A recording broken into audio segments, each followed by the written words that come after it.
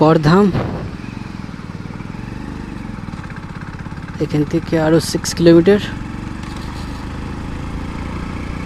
রাস্তায় অনেক ছোট ছোট চিপস পড়ে আছে, বাইকের চাকায় লেগে ছিটকে এসে আমার প্যান্টে লাগছে। বিশ্বাস করা হয় এখানেই রাজা সুরত ও বণিক সমাধি প্রথম দুর্গাপুজো করেছিলেন মার্কণ্ডের পুরাণ অনুসারে। শ্যামারূপা মানে তোমরা তো জানো কালী, এখানে কিন্তু সন্ধ্যাবেলাতেও পুজো হয়। তার পাশেই তোমরা দেখতে পাবে একটা শিব মন্দির আছে। একসময় ছিল ত্রিদেবী মন্দির, কালী, সরস্বতী, লক্ষ্মী, এই 3 ঠাকুরই ছিল এই ত্রিদেবী মন্দিরে। এখন কেবল পড়ে আছে তাদের রুইন্স। ইচ্ছে ঘোষ এর সঙ্গে স্থানটিযুক্ত। গড় নামটি এসেছে একটি প্রাচীন দুর্গ বা রাজবাড়ি থেকে। ঘন শাল গাছের জঙ্গল প্রকৃতি প্রেমিকদের জন্য একদম আদর্শ। পাখি দেখার সুযোগ, নিরিবিলি হাঁটাহাঁটি করার ভালো একটা জায়গা। এরকম ধর্মীয় ও ঐতিহাসিক জায়গা ঘুরতে ভালোবাসলে গড় জঙ্গল তোমাদের জন্য একদম পারফেক্ট লোকেশন। এই দেখো শ্যামারূপা মন্দির, চলো দর্শন করে নিই। এই সেই শ্যামারূপা মন্দির, চলো শ্যামারূপা মায়ের দর্শন করি।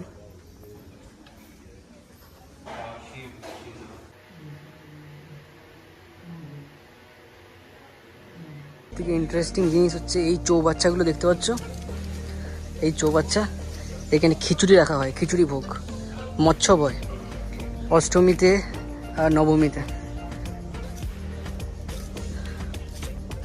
আর এখানে সবজি রাখা হয়, এই চৌবাচ্চায় এখানে সবজি রাখা হয়। মানুষেরা মানসিক করে আর তা যাতে পূরণ হয় ওই কারণে লাল কাঠ দিয়ে ইট ভেঙে গাছের সাথে বেঁধে ঝুলি দেয়। এই দেখো ছোট্ট একটা ওয়াচ টাওয়ার, উপরে উঠে পড়ে জঙ্গলটার ভিউ দেখতে পারবে। তো চলো জঙ্গলটার ভিউ তোমাদেরকে দেখিয়ে দিই উপরে উঠে। এই দেখো জঙ্গলের দৃশ্য।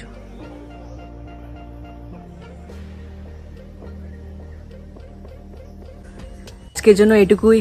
আশা করি মাকে তোমরা নিজেদের মনোকামনা জানিয়েছো, নিশ্চয়ই পূরণ হবে। সবসময় পজিটিভ থেকো। ভিডিওটা ভালো লেগে থাকলে লাইক করতে ভুলবে না, চ্যানেলটাকে সাবস্ক্রাইব করে আমাকে একটু সাপোর্ট জানিও, আর শেয়ার করে দিও ভিডিওটা তোমাদের বন্ধুদের সাথে। সো দেখা হচ্ছে অন্য কোনো দিন নতুন কোনো একটা ব্লগে। বাই।